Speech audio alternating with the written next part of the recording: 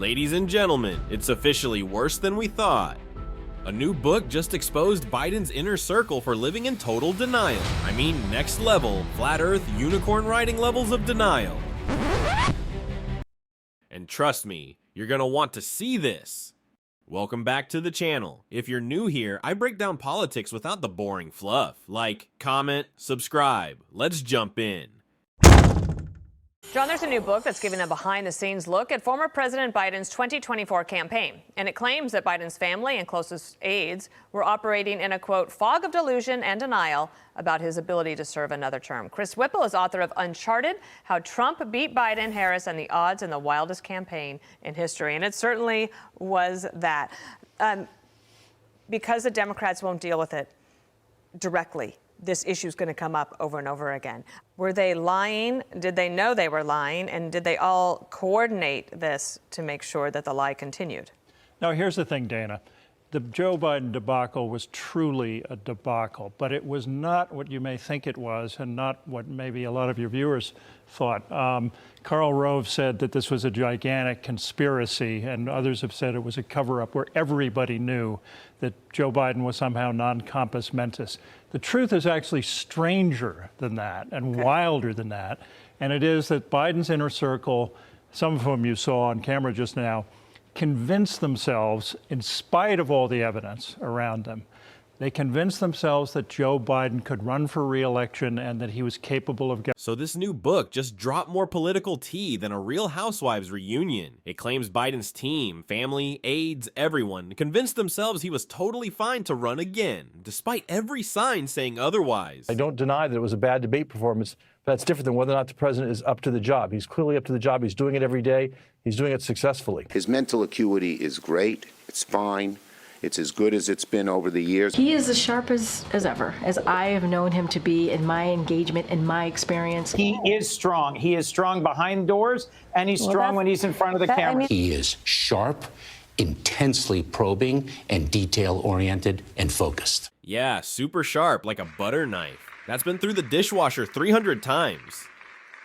Mr. President, thank you.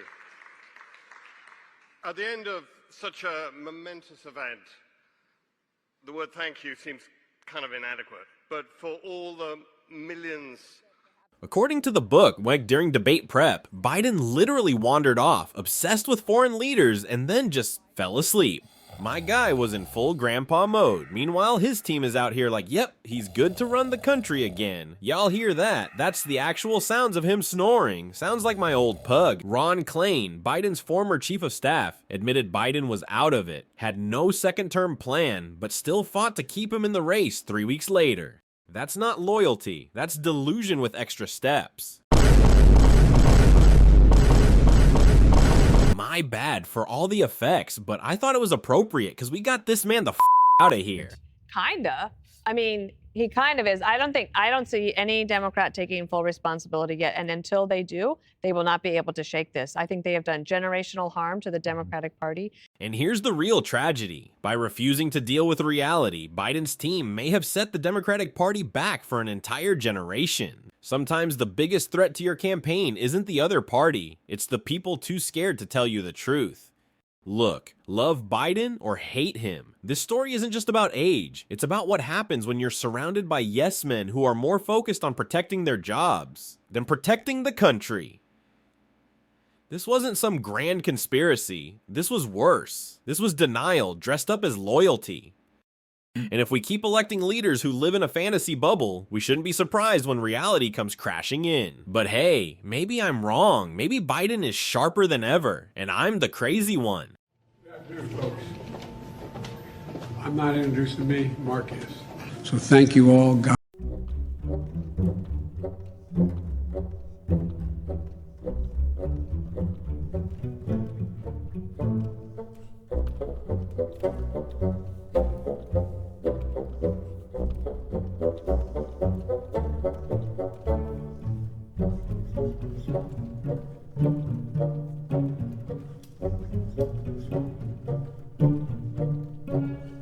Comments. Is this a political tragedy or just plain embarrassing?